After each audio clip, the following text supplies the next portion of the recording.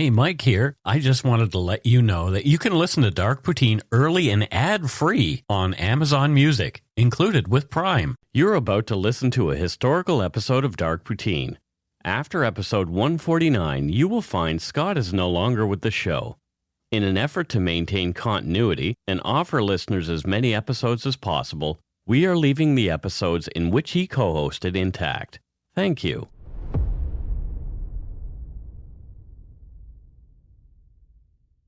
I'm Mike Brown, creator and host of Dark Poutine. With me, as usual, is my good friend, co-host, sound guy, and the jazziest man I know. Jazziest? Scott Hemingway. He's doing jazz hands right now. Some would say that I'm a jazz...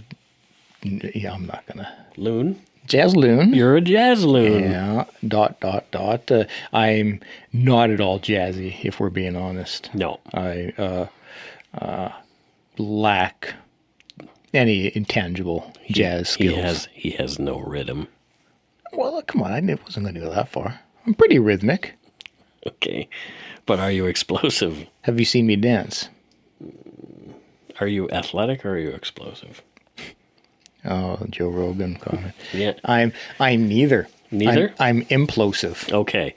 So anyway, interestingly, Scott doesn't know this because I haven't told him this yet, but so one of my wife's friends goes to a quilting group.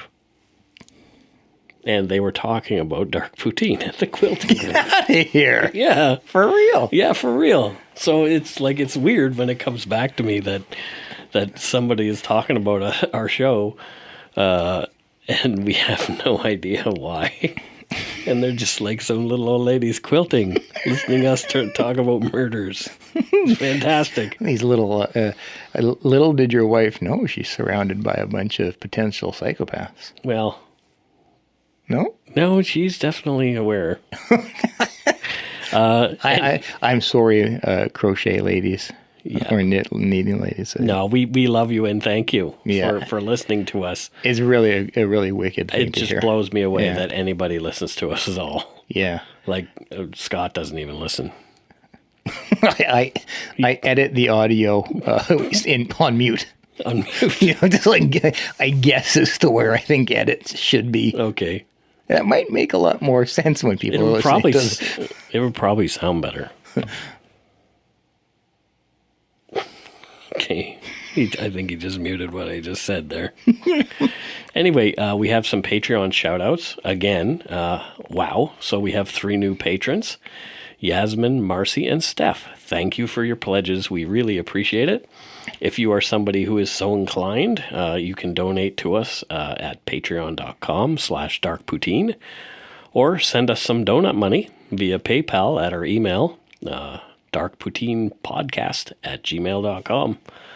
Body pillow hugs coming for you. I don't know. I can't find a place that makes swag body pillows. Well, it sounds to me like you've given up already, Mike. I have not. Our listeners demand more. They expect more. They want Mike. shirts that say Yumber Yard on them, too. Don't let our listeners down, Mike. I'll try. So anyway, try to let them down. I'll try not to. Whatever. Let's get to it. Dark Poutine is not for the faint of heart or squeamish, as our content contains mature themes, harsh language, and graphic descriptions of violent crimes. Listener discretion and often a sense of humor is strongly advised. Your hosts are no way experts on any of the topics we present, nor are we professional journalists, especially Scott. We just want to entertain you with the stories we tell. Put on your toque, grab yourself a double-double and a Nanaimo bar. It's time to scarf down some Dark Poutine. A yubble yubble.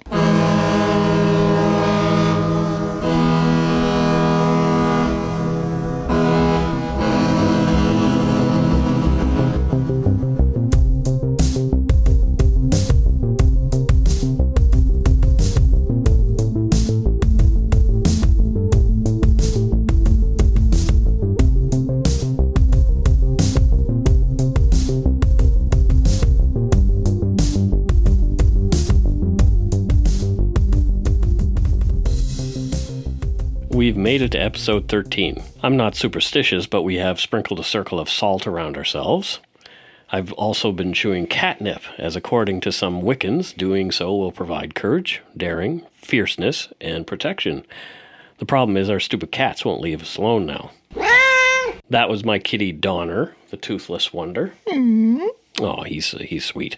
He's got no teeth, so when he shakes his head, his tongue flies out of his face and just kind of hangs down over his lip. As it should. Well, you know.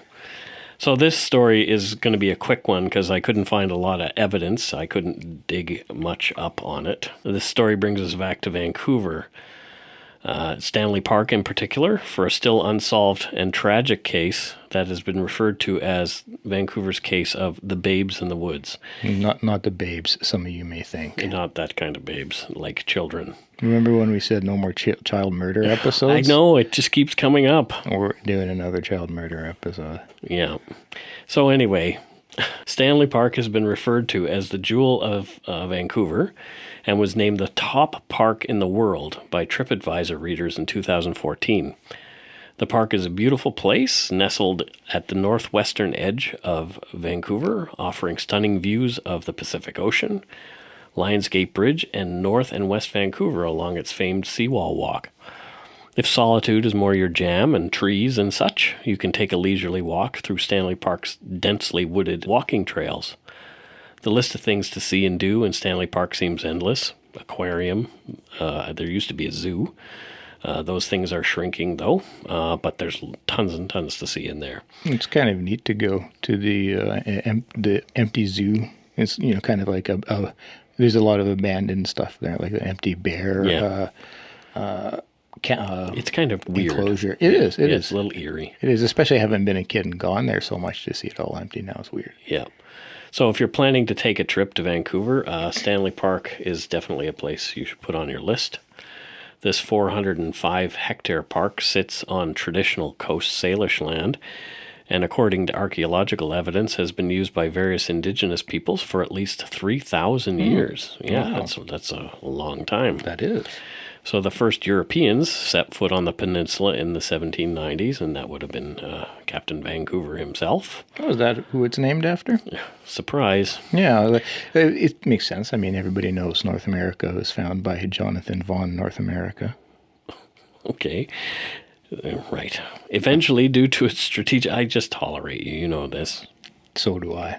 Eventually, due to its strategic position, offering protection of the Port of Vancouver through the first Narrows, Stanley Park became a military reserve, and the Naval Reserve Division HMCS Discovery still sits on Dead Man's Island. In 1886, the military reserve was leased by the city of Vancouver for use as a park. In 1888, the park officially opened and was named after Lord Stanley, who was then Canada's 6th Governor-General. He's also famous for having donated the original trophy known as the Stanley Cup. Yeah, exactly. Handed down to the National Hockey League eventually, and it happens to be one of the most awesome-looking trophies in all sports. Oh, hell yeah. I've had my hands on that thing. I think I have. Yeah. There's a picture of me somewhere being a goof when it was in town for the Olympics. You don't say. Right. Mike being a goof. Mm-hmm. Interestingly, since their formation in 1970, the city's NHL team, the Vancouver Canucks, have never won the trophy. Although they came close in 1994, Scott's favorite year. Oh, my God, everything. Yeah, it's everything. And 2011, with both Game 7 losses ending in downtown riots that damaged properties and embarrassed the city. Yeah, I remember both of these riots vividly. Yep. Did not participate. Nope. Because I'm a good boy. Canadians aren't always nice or sorry. There's video evidence that we aren't. Absolutely. Especially that one guy holding the hockey stick and then kicking the bank window in. We could do a whole other episode on the... It was fascinating because of the time and place. The two Vancouver Canuck riots. Oh, yeah, let's do that. And the second one is very fascinating due to the amount of videotaped evidence that was out there that led to a lot of convictions. Yep. And so it was just kind of a new thing. Let's get back to Stanley Park. Stanley Park. Okay. So Stanley Park does have a rich, dark Poutine-worthy history, other than today's case. There are many unmarked graves around Brockton Point and the aptly named Dead Man's Island. In 1889, the park board began evicting people who were living in the park. Yes, there were some houses there still. Some of the language in the next quote is racist, outright racist, I am going to call it that, and reflects another darker and more ignorant time in Canadian history. Yes, we did have that as well. Yes, the quote comes from the paper Creature Comforts, Remaking the Animal Landscape of Vancouver's Stanley Park, 1887 to 1911, by Sean Carrage, a University of Toronto historian. Sarah Avison, the daughter of the first park ranger, recalled the fate of some of these homes when the city evicted the Chinese settlers at Anderson Point in 1889. And remember, this is a quote. These are not my words. So please do not tweet me and say I'm a racist piece of crap because I said that, because I'm not. Nope. The park board ordered the Chinamen to leave the park. They were trespassers, but the Chinamen would not go. So the park board told my father to set fire to the buildings. Well, that sounded nice. I saw them burn. There were 5 of us, children, and you know what children are like when there is a fire. So father set fire to the shacks. What happened to the Chinese, I do not know. Interesting times. Anyway, Stanley Park has also been the site of some gangland battles. I remember the Vietnamese gangs having a bit of a shootout up near the Oval one time. Well, if you're going to have a shootout, why not in the nicest park in the world? Right, exactly. The secluded park has also been the scene of many murders, including that of a notorious one of Aaron Webster, who was stalked and beaten to death by a group of men for the crime of being a gay man, presumably looking for love one night in the park. Yeah, I remember that. That was really really tragic, really horrible. A really, really sad case. Yeah. We would be remiss if we didn't mention the Stanley Park 6. They were 6 police officers who in early 2003 took 2 suspected drug dealers out to the park and beat them quite badly. 2 of the officers were eventually fired and the others were suspended, and an inquiry was called into the events. Yeah, also a very heavily publicized thing and a disgusting act. Yep. Yeah, so everybody keeps thinking, oh, Canada's so nice. We're so nice up here. We just take people out and beat them. But we do it in parks. Right. You know, it's at least it's rustic. That's right. The beatings are rustic. That's right. And all done with hockey sticks. That's not true. They did it with boots and their fists and their billy clubs. And hockey sticks. I doubt it. Yeah. So, you know, we could do hour-long podcasts on all these subjects, but the case we're looking at this time is a little more disturbing, again, because it involves children. But this one really stuck with me. Like I'd seen it come up a few times, and I've wanted to do it for us to talk about it. So this is it. Yep. Our story begins in 1953, just over 65 years ago. On January 14th, a Vancouver Parks Board worker named Albert Tong was helping to clear brush for the prevention of forest fires. No, he was not Smokey the Bear. His name was Albert Tong. Deep in the park, about halfway between the Lionsgate Bridge and Beaver Lake. As he stepped on something under the brush that cracked loudly under his weight. Clearing the brush and debris away, he found what he had stepped on was a human skull. Jeez. Investigating the find further, he was horrified to find 2 skeletons covered by a woman's fur coat. What a terrible, terrible thing to have to... Can you imagine you're just like out raking leaves and you find that? No, I can't. No. Tong didn't report his discovery until early the next day, and his motives for keeping his horrible secret are not known. But, like, I mean, if you see that, you're probably in shock a little bit. Yeah, and again, very different time. Yeah. And so who knows, like... Maybe they were something like, maybe it was like he had stumbled across a native burial ground or... Yeah, and you can't just go and Google. Right. Or maybe he thought that he would be blamed for what he had found. Absolutely. Yeah. Yeah. Would love to know, but... yeah. You know, oh, well. Vancouver police officers were shown the area the next day and began their investigation. After clearing away what appeared to be a few years of detritus, they discovered the remains of 2 children. They were assumed to be of different ages, as one was a bit larger than the other. The smaller skeleton was lying face down, its skull wearing a World War II leather airman's cap. Lots of kids wore those in those days. Yeah. And there was another matching leather cap nearby the second larger skeleton with a set of aviator goggles. Both were still wearing their shoes and clad in decomposing clothing. A lunchbox with rotted contents was also found between the bodies. So, like a metal lunchbox, they opened it up and there's this rotted goo, their lunch. Along with the fur coat that had been covering the bones, the police found a single size 7.5 woman's penny loafer. The most telling was the discovery of an 11-centimeter wide shingler's hatchet with a broken handle. So it's like an axe with like a hammer on the other end. I would imagine by the name for a tradesman who works in roofing. I would imagine for cutting shingles and putting them in place. Right. After all the evidence was gathered, it was brought to the city morgue. The coroner and pathologist undertook putting things back together as best they could to try and determine what had happened to these two kids. The blade of the hatchet was compared to wounds on the skull of one, and it fit perfectly.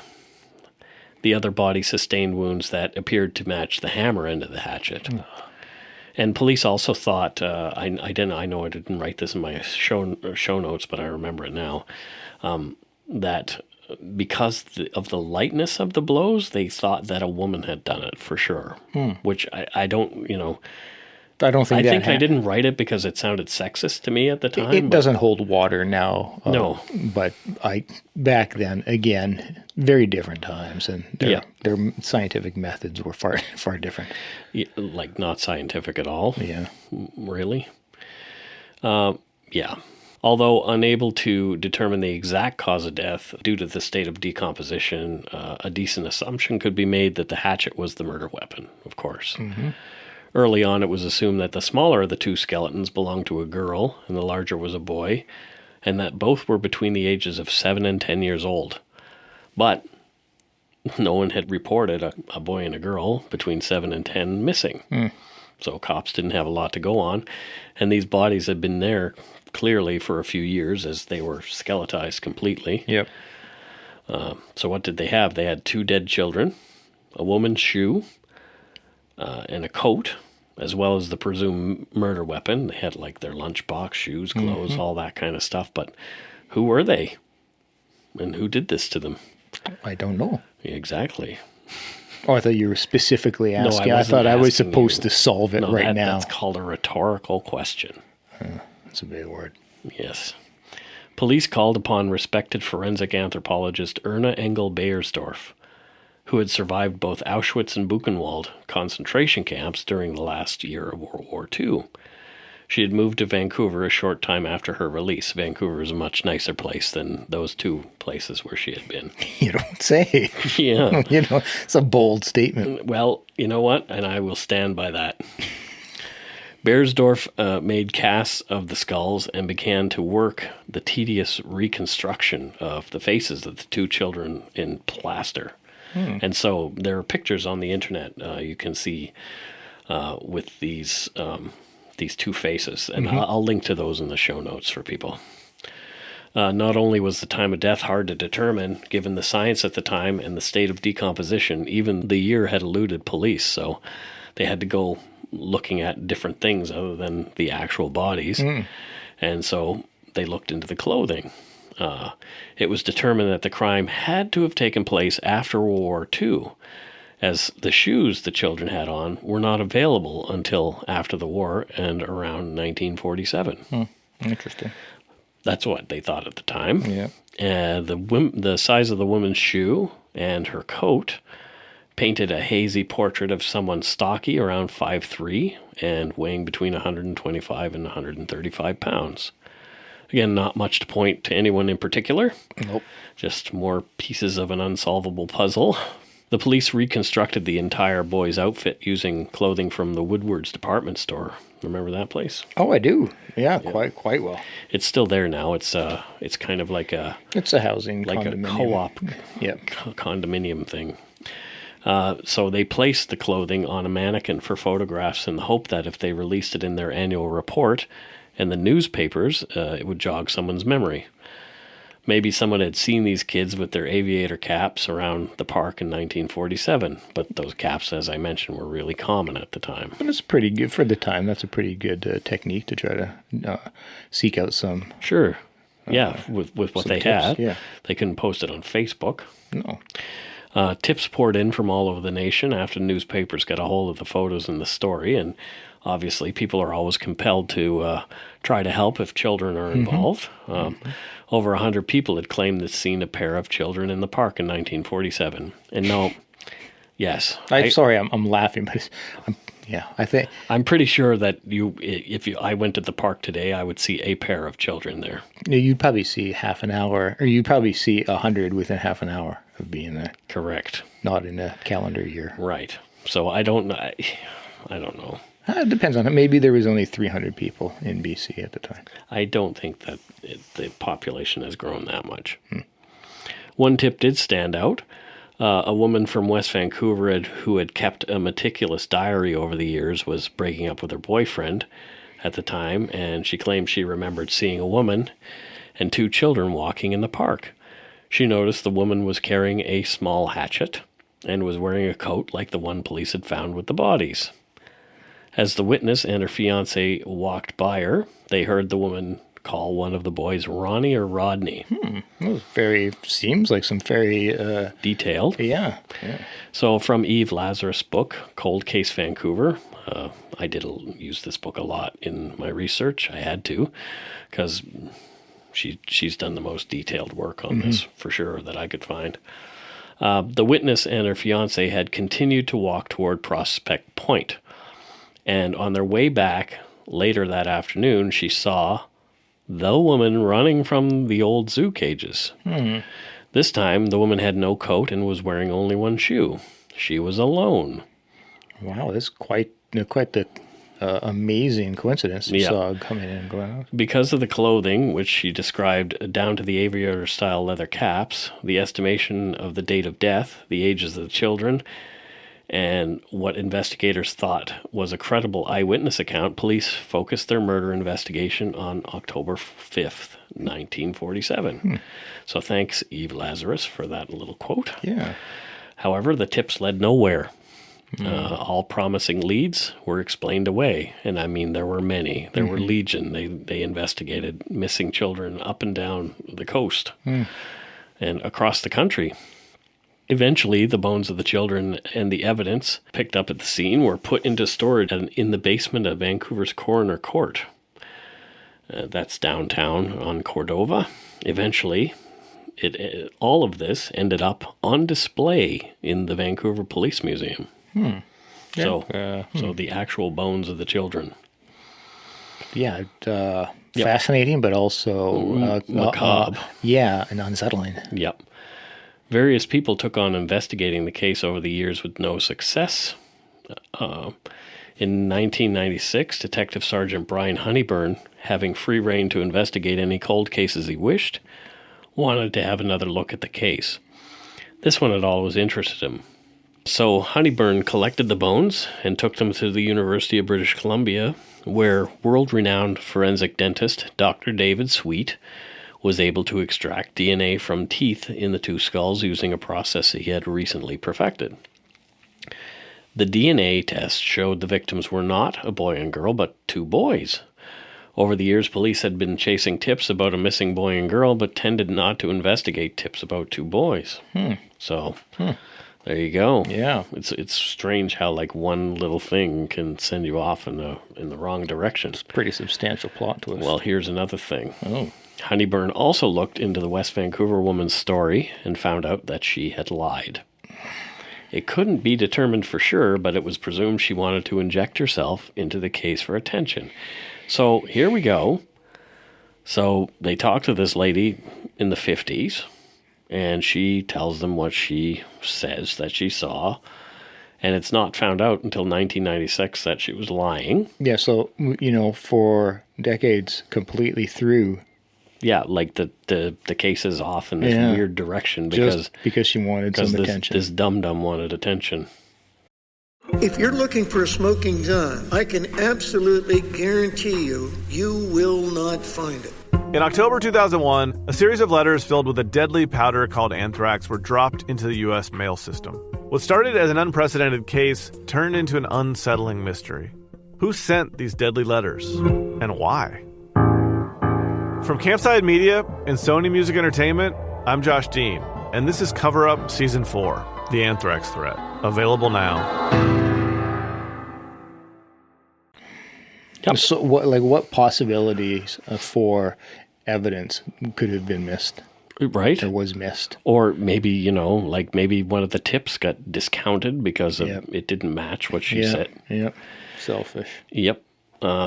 So this obviously threw the timeline into doubt again. Yep. Another witness came forward with a similar story to the West Vancouver person, but it was determined he wasn't in the park until at least 1951.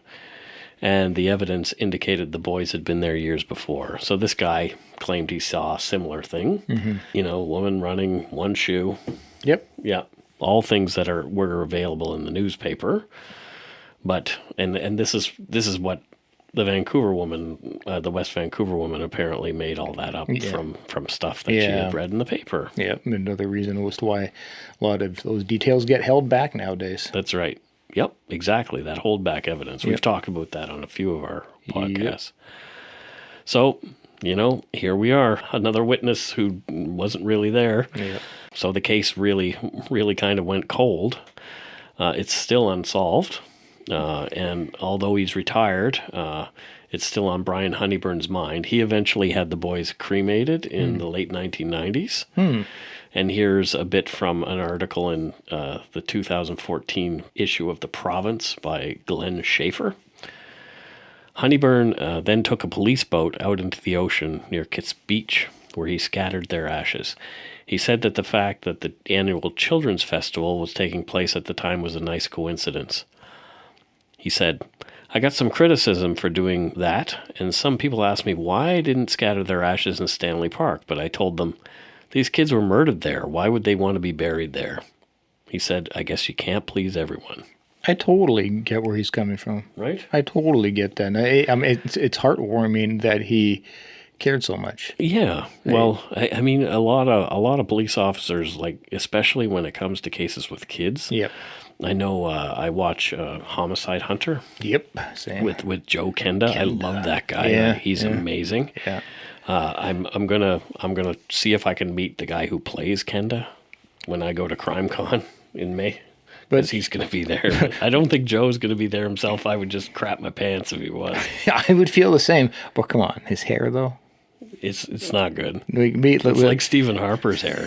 We'll make an episode about Joe Kenda's hair. Joe Kenda's, but he's not Canadian. Well, his name sounds kind of Kenda, Canada. Well, we have talked about it now. So anyway, from the same article, Honeyburn found recently that the particular style of shoe the boys were wearing was in fact available here prior to the war. Again. That whole other... Yeah. Which left the possibility that they were killed earlier. That took him back to a previously discounted witness account of an incident in 1944, still in the files. Oh. This is interesting. So, in May 1944, there was a sailor from Esquimalt and his fiancée walking along the seawall when a woman crashed out of the bush in front of them, wearing just one shoe and no coat, and letting out a guttural sound, according to the report at the time. She took off running. So this is from 1944. Ooh, it gives me shivers. Right? Yeah, I got a chill. So this crazed woman comes crashing out of the bushes. Hollyburn has passed his information on to Vancouver police, who would be able to check for school attendance records to find out if a pair of boys went missing in May 1944.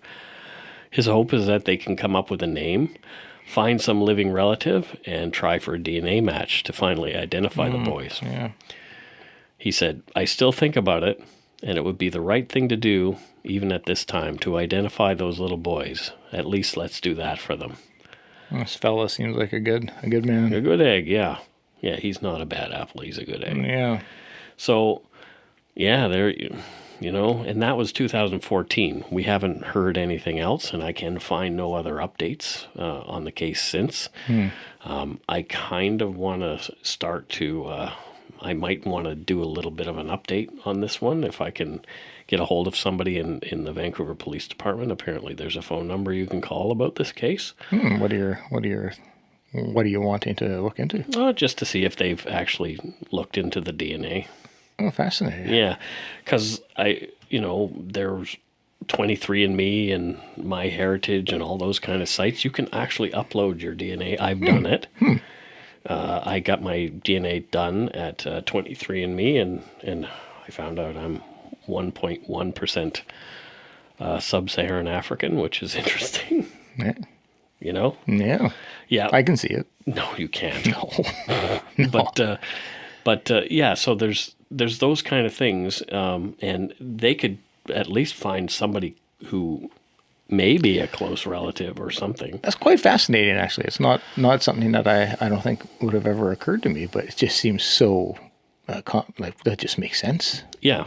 To check into. Yeah. Well, who knows? Maybe they'll do it. Maybe they've done it, and I just don't know about it yet. That's true. Yeah. So the person responsible for these heinous crimes is probably long gone, because if it happened in 1944, chances are that person is either dead or very old. Oh, yes. But so these little boys will most likely never see justice or even be identified. I kind of hope that they figure it out sometime. Oh, absolutely. I mean, maybe DNA science gets even better over the next few years, and it's very easy. I don't know. The thought that two young boys were murdered in the park, potentially by their mother, by anybody, but and they're just like, they were murdered there and abandoned and left. They're just to be unknown. Alone is really, really. It's sad. It's a really sad thought. Yeah, I mean, obviously, some people believe that the mother was the murderer of the boys, and they think maybe she was desperate and poor, maybe even a prostitute, and at the end of her rope, and could figure out no other options. We'll never know, I don't think. It's happened so long ago. We've seen pretty crazy unsolved cold cases get solved, though, from quite some time. So is it likely? No. Would I love to see it happen? Yes. So there's another unsolved case, interestingly, in Eve Lazarus's book. I didn't go into this story. I didn't even read the story yet because I'm not quite done her book. But this guy's name was Roddy Moore, and he was 7, right? 7 years old. He was found murdered on October 17th, 1947. And he didn't arrive at his school. So he went to school, Begbie Elementary School at Rupert and East 8th in Vancouver.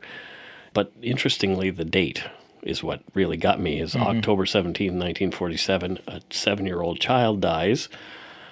The original thought was that the murders of these 2 young boys in Stanley Park, our babes in the woods, actually happened on October 5th, 1947. So, Interesting. I don't know, it just, so was there a serial killer in Vancouver who was stalking and killing kids? Maybe the mother thing is a complete red herring. Well, I mean, it keeps coming up. Maybe at the end I'll give my thoughts. I'll go all John Douglas on this and give my thoughts. Oh, this should be interesting. It will be. Sure. Doubt me. I doubt you. There's no actual evidence to put all that together, but considering age, sex, victim, and the timing, it's just interesting. It's something that I think should have been looked into or was looked at. But I mean, it's something I understand that there should be some linkage there that is. Yes. So you want serial killers? You want to talk about that? Well, here's an interesting link to this case. Oh. Speaking of serial killers, one of the people who called in a tip about a pair of missing children in New Westminster was the mother of somebody who was 7 years old at the time, and his name was Clifford Olson. Clifford Olson happens to be the serial killer who murdered 11 local children here in British Columbia and in this neighborhood, and he would become known as the Beast of BC in the 1980s. Jesus, that's... So there's no irony there at all. That like... Also, again, it's like what a small country Canada really is. Yeah. It's, it's crazy that keeps, we're large land-wise, but people-wise, we're very small. Yeah, mass-wise, population-wise, we're yeah. All located in very... concentrated areas around the border of the United States. Says something. Anyway, it's those Americans. It's their fault. We might. Canada is not America's hat. America is Canada's pants. It's deep. It is deep. It's deep. Just changed everything I thought about in the globe. So much, like I've mentioned, much of the research from this book, or from this episode, came from Eve Lazarus's deliciously creepy true crime book, Cold Case Vancouver, The City's Most Baffling Unsolved Murders. Her account of the Babes in the Woods is the most comprehensive I could find, and there are other cases in her book that we might actually tackle. So it's definitely worth a read. You can snag it via a link in our show notes and send Eve a tweet at Eve Lazarus. She follows us. Cool. Yeah. Wow, that's really nice. That is nice. As well, the Vancouver Police Museum has a wonderful permanent exhibit dedicated to the Babes in the Woods. And the exhibit features Erna Beiersdorf's casts of the children's skulls, replicas of their bones, and other evidence found at the crime scene, including the hatchet. Yeah, so... It would be kind of fascinating to check out. Yeah, I've been there. Have you? A friend of mine actually used to be the curator of the Vancouver Police Museum, so he showed me stuff that they don't display typically, and I think that the children's actual bones may not have been actually on display. I don't know if... Because I was never there during that time. Yeah. But yeah, I got to see some interesting things. He let me hold a hand grenade. That the police had taken. So yeah, there's a picture of me on the internet with a hand grenade somewhere. Just one? Just one. Just one picture? Yep. Yeah, I look kind of like that Steve. I was doing the impression of Steve Carell in Anchorman, holding the grenade in front of him. I gotcha. Yeah. That was fun. Yeah, sure. So that's it for the case of the Babes in the Woods. I'd love to be able to help to solve one of these cases one day, like to actually get into looking into research. Yeah. There would be a great sense of accomplishment in being able to solve something that's caused so much pain to people. Yeah. More for the just to, let those kids rest. Yeah, well, that's what I mean in some sense, the accomplishment of bringing a conclusion to something that's created so much confusion. Yeah. I just rapped. Okay, you want what was your rap name again? It was Crazy 8. Crazy 8? Yeah. I'm MC Milkbone, just MC so everybody knows. Crazy 8. Seriously? That was it, and that was Great Scott, of course. But Great Scott. My rapping days are decades gone. We're grateful for that. So am I. Trust me. You didn't have to hear me. I did. So yeah, vanilla iced tea over here. Yeah. Okay, so let me. Here's my thoughts on this. Yeah. On this case. So I'll preface it again. These are just, I'm not qualified in any way to be able to have this taken seriously. But I've read John Douglas books. Oh, God. So I'm pretty much... Here we go. I'm pretty much a profiler. He's also read The Hot Zone. You pretty much know my entire reading history. I know. These books. Okay, so here's my theory on it. So I do think it was a personal murder. I do think that the person who committed the crime the children were known to that person, and most likely I was a parent, and I say that due to the fact that a few things. One of the bodies was face down, and they were covered with a blanket. Typically, when a parent or sibling or somebody close to the victim commits a crime like that, murders the person, there's immediate remorse. There's immediate sense of a guilt. And a lot of the times they're going to turn the body over. They're going to cover it with a blanket, cover it with something so that it's not looking at them. Yeah. Because that sense of guilt and remorse is massive. And so they'll cover them up so they can't be seen. Mm-hmm. So that goes to show that there was most likely remorse involved. Sure. And then just you have to kind of look at what's there. If it is a woman's jacket, yep. It was a woman's shoe. Yep. Well, who's to say maybe she wasn't taken from the scene and murdered too? Maybe it was a man. This seems like a very, very... you would have left that person there as well, and all likely to be murdered. But it seems a very personal, with Stanley a hatchet. Park's a big place. It is. But I think also if you factor in the hatchet, like that's a tradesman's tool at that time. Yeah. And so also they would have, although a lot of employment would have been in the trades industries at those times. So that doesn't necessarily narrow too much down. But, so probably people who, a family that isn't well off, isn't affluent, probably lived nearby because we're talking, what year was it? 50 something? Yeah, well, they were found in 53. Okay, so pre-53, the park at that point in time, you're not going to walk there with your family from Burnaby. Yeah. Or Richmond or something. Yeah, you would have had to have been local and known the park pretty well to be able to get to that specific location where it's remote enough. So they would have been local to the area. Listen to you, you're a profiler. I told you, I read these books, man. You read John. Give me my respect, Mike. Okay. This is why I don't read books very often, because I'm like I become the book, Mike. Oh God. And I can't. My brain can only handle so much knowledge. We need to give you like something that you can make us lots of money with. Like I'll give you an Anthony Robbins book, and then you can be like like Jack Black, call you banana fingers.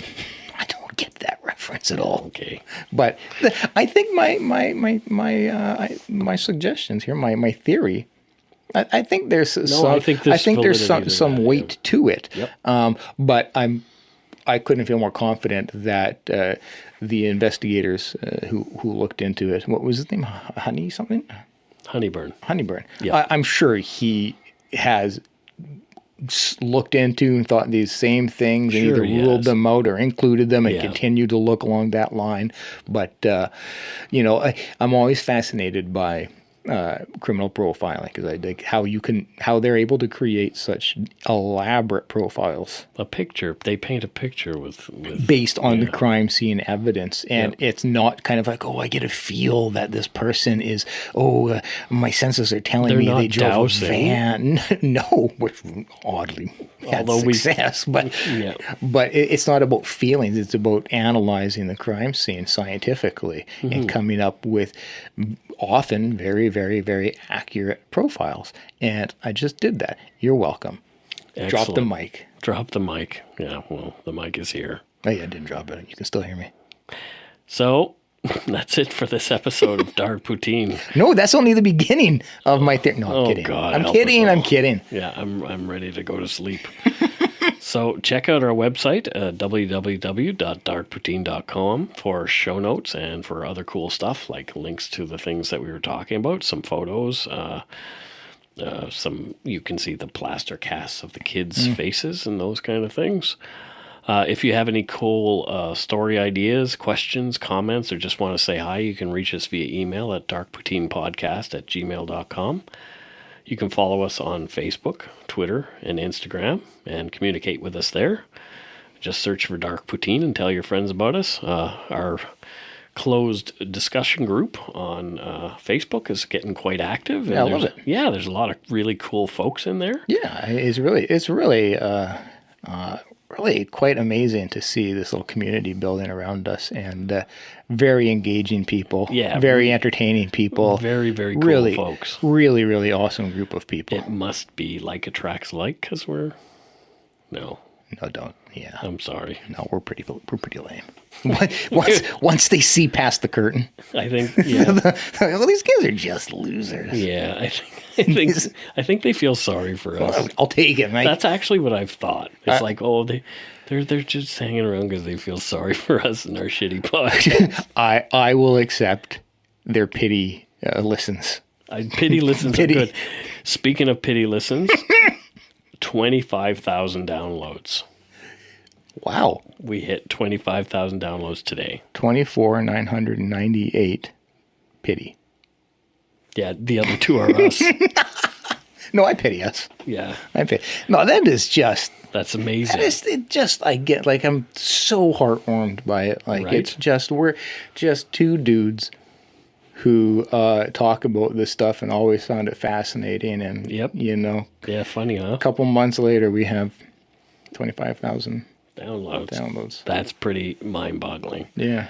So you can subscribe to us on your favorite podcast directory. Apparently some people have, like iTunes Podcasts, Google Play, Stitcher, TuneIn, Spotify, or at our host, Podbean. They're pretty great. Lots of you have left 5-star reviews and comments. Some people have left a 4-star. One person left a 4-star review. It's still pod. They said we chat too much. Well, hey. But this is what we do. It's good feedback, and I love all the feedback. But in the same vein, you have to be true to you. Yeah. And not everybody will. This is what we set out to do. Yeah. So. Not everybody will like it, and that's okay. Yep. It's absolutely okay. Absolutely. If you still give us 4 stars, like, bully to you. Great. Yeah. Fantastic. Thank you very much. And just hit mute when you hear me start to talk. Yes. And you'll save yourself a lot of time. Pretty much. You can re-edit this and just have me talking. So anyway, if you want to leave a review, every little bit helps.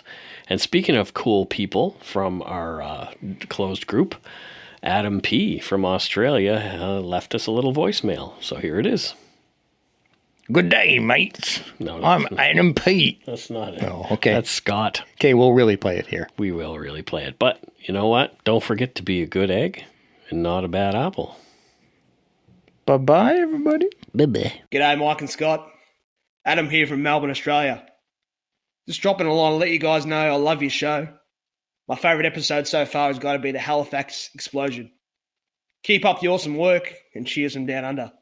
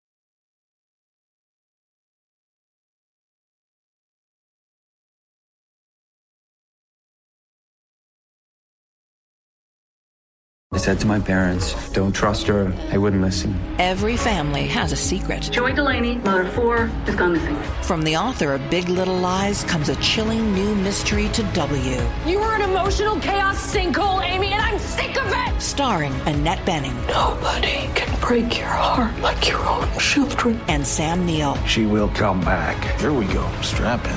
Apples Never Fall.